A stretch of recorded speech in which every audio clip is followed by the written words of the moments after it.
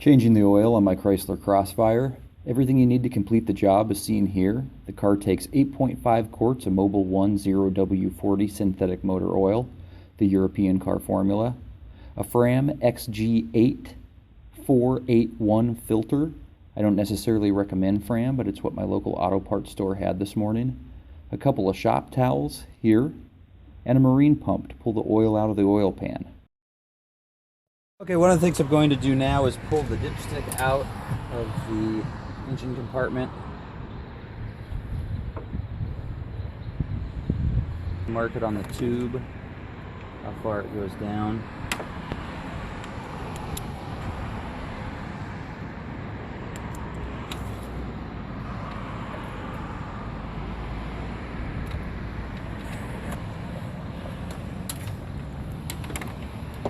Shove the tube down into the reservoir.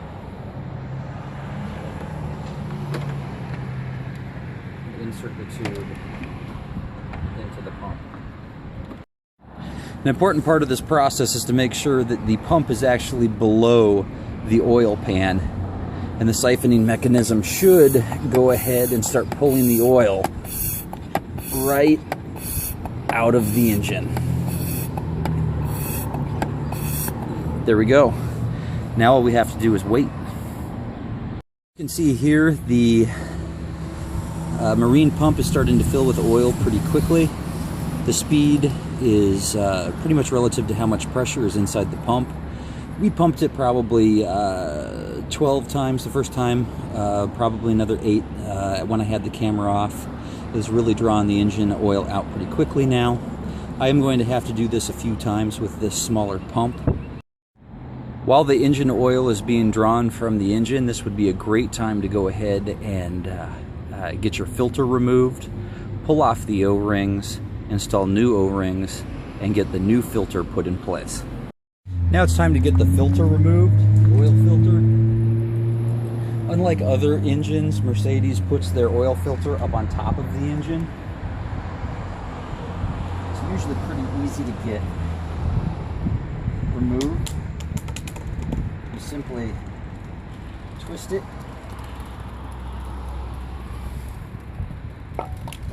and it can now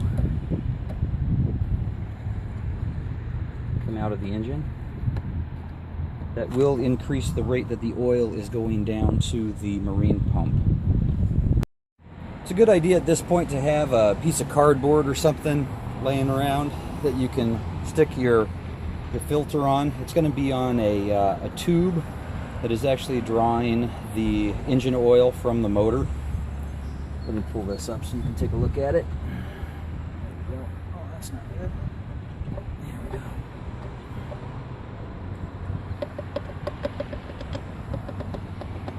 Got stuck around the base a little bit. I hope that you can see this here. This is these are the O-rings that are going to need to be replaced. We'll go ahead and pull the filter off, which is this element here, and then put a new one on.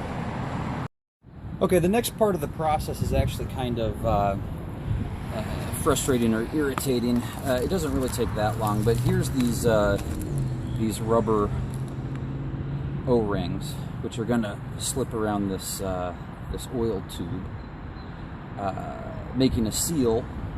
So the engine can be, so the engine oil can be extracted from the oil pan. This is the new element here. I'm actually going to turn the camera off and fight with these O-rings because it is quite a battle. Over here to the left are the old O-rings. You can see I wound up breaking one as I was taking this apart. This one goes along the threads. So,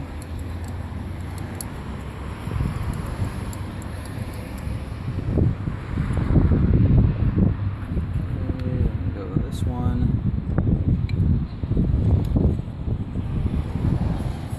Down the tube. Try not to break this one. This is the tightest fitting one here. It does go on, I promise you. There we go. And the next one.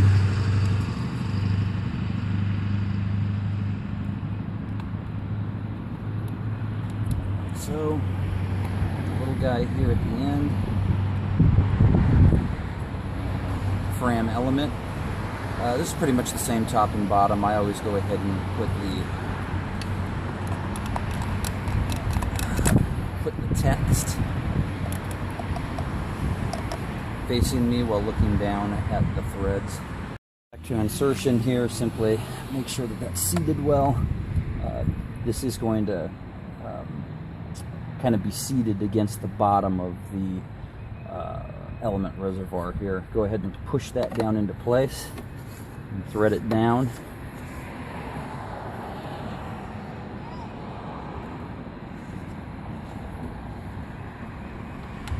There we go. You can see the rubber O-ring, the red rubber O-ring start to seat.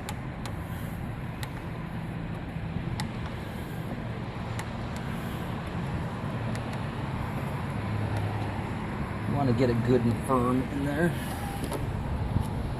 Borrow one of these to kind of help it along its way. Probably don't want to overdo it and break it or anything. There you go. It's clearly firmly in there. You don't want to see oil coming out of this later. If you do, then you probably either have to retighten it or you have a O-ring that has slipped out of place. There we go. The filter is done. At this point, our marine pump is getting pretty full.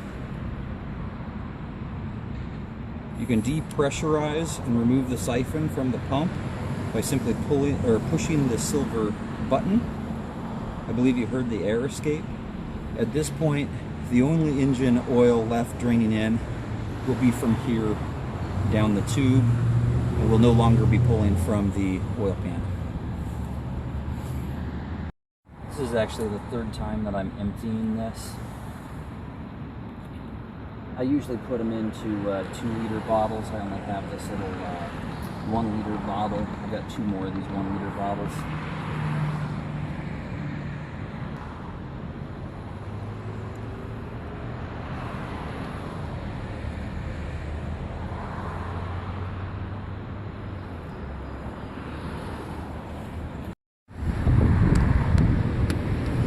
I don't know if you can see that, but the oil is starting to run out of the pan, and it's sucking a little bit of air too. So what you want to do is really keep that straw down into the pan. Poke it down there a little bit more if you have to. It's made out of plastic, so it's not going to hurt anything. There will be very little left down in there when we're done. You got to be diligent about this process. You got to move the straw around a little bit. There's always a little bit more left down in there. Okay, nothing to do now but put the oil into the engine. I'm sure you all have done that before. Go ahead and remove the oil cap. Clean it off a little there. Obviously, you could use a funnel. You can pour it directly from the oil container, which is what I'm going to do. I'm not going to record this process. I'm sure you know how to put oil into an engine. Last check of the oil here. Let's take a look at it. There we go. What do you think of that? Right at max. Perfect. So that's it for today. We have all new oil inside of the Crossfire. 0W40 and a brand new filter. All that's left to do now is to recycle the oil at Walmart or Jiffy Lube and write down the mileage on a sticker for the windshield. That does it for today. Thanks for watching. Please subscribe.